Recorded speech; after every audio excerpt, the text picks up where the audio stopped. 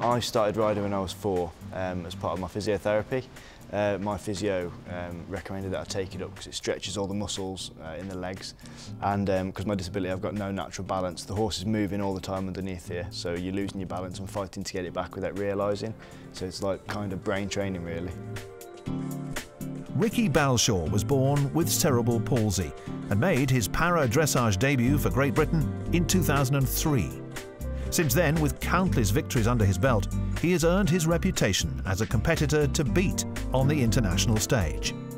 When I first started, I had no natural balance or anything. I had to have people holding me on either side of the horse and someone leading the horse around, and just stuck with it really, and sort of eventually got my own balance. And once I could sort of ride with just a leader, I joined an able-bodied riding school, so I was trying to keep up with the able-bodied normal, whatever the correct terminology is.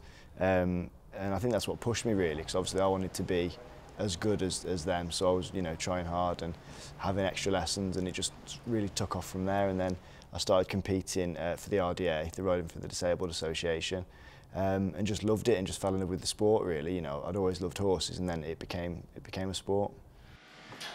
I don't know, it's a really tough question. I don't know, what is it about horses? I think they just know. I think, you know, it's a special relationship, and it's quite a nice feeling to go into an arena, you know, with your partner there, you know, because, you know, you sat on top of the horse that you've trained with for however many years, you spent hours and hours together, and I think, what is it about horse? I think it's just the relationship that you have that makes it quite a special sport. If you think about it literally, all the things that we teach them to do in the dressage arena, you know, if we can teach them that, then they must know a big environment, a big event, a big atmosphere, and yeah, they totally know. And you know, it's up to you as a rider to assess what that horse feels like, you know, whether he's nervous, whether he's tense, whether he's enjoying it, and to react accordingly, to either settle the horse down if he's a little bit worried about the atmosphere, or alternative, G him up if he's a bit laid back. If I go into an arena and I'm a little bit nervous, obviously my muscles would be a little bit tense, as anybody would, so the horse picks up on that. At the end of the day, a horse can feel when a fly lands on its skin, so it's obviously going to feel me if I'm a little bit tight, you know, with my legs or whatever. And again, it's up to you as a rider then to just ignore those feelings, try and settle yourself down so you can only pass on. And it sounds dead corny and it sounds cliche, but literally just pass on good vibes to the horse so that they've got that trust in you that everything's okay no matter what the environment. Ricky's commitment and enthusiasm for his chosen sport has stretched to include body art. To be honest, I've been a fan of tattoos since I was a kid. My dad's got a couple on his arms, and I'd always loved tattoos.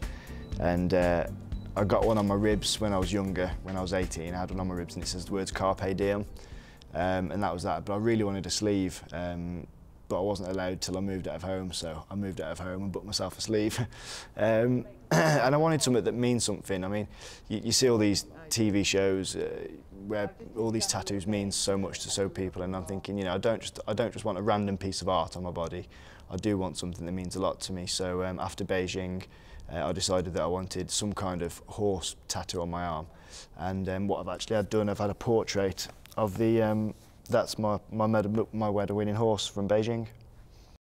It's actually a Pegasus, because I love wings in tattoos, so I told him that I wanted a Pegasus, and the wings sort of come up and all over my arm at the back.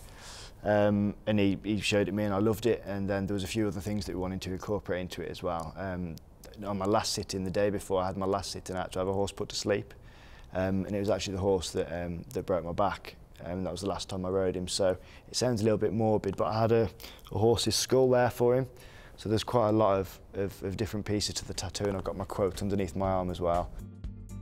The quote underneath my arm, it says, "He lends me his legs and we take on the world." Basically a few years ago we had to have some photographs taken and think of our own quote to go underneath it, something a little bit artistic like, and people were saying, "Oh, I can't dance when I'm on my feet, but on the horse I can do ballet." Things like that, and that was the quote that I thought of, and it's kind of stuck with me for years, and I thought I'd incorporate that because literally, you know, he does lend me his legs and hopefully we take on the world. Ricky's love for equestrianism and horses is obvious, and it shows in the success he has achieved at the highest level of international competition, seemingly against all the odds. So far, I think on paper, you'd have to say my career highlights would be my Beijing silver, because, you know, to get a Paralympic silver medal is fantastic. But for me personally, I think my biggest achievement, what means the most to me, is actually last year in Herning. getting my 2 silver medals, because it had been a real tough, few years since Beijing. I'd had a lot of injuries. I broke my back, I broke my ribs, dislocated my knee, cracked my skull. And each time having to come back and bounce back, I'd lost 2 horses, and it was hard. Staying in the sport and staying fit and trying to stay mentally with it was really tough. So last year, getting those 2 silver medals for me is my biggest achievement and what I'm most proud of. This summer we'll see the 2014 Alltech FEI World Equestrian Games in Normandy take the global equestrian spotlight, and Ricky has plans to be there. Yeah, I'd be lying if I said I didn't want to go. I really want to go. I had a new horse in the December, not December, just gone December before. So the Europeans last year was his first major championships, and he's only young. He was 8 then.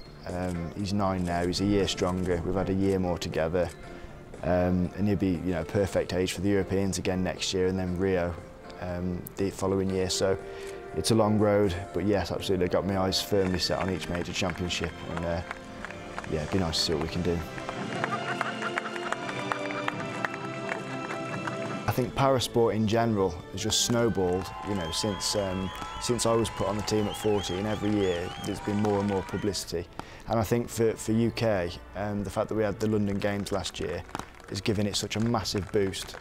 And I'm not the most politically correct person, so if what I say now is out of turn, I apologise, but I think Paralympic Games in the past has always been seen as like disabled guys just having a go. Do you know what I mean? I'll let them have a go and throw some medals in there and hope for the best. Whereas now, I genuinely believe it's been seen as sport.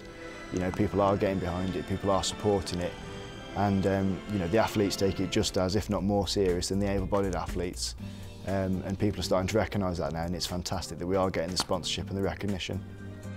We're finally being included, and it's an inclusive sport now as opposed to an exclusive. As corny and cliché as that might sound. It's great to be, trotting down the centre line alongside, the likes of Carl and Charlotte.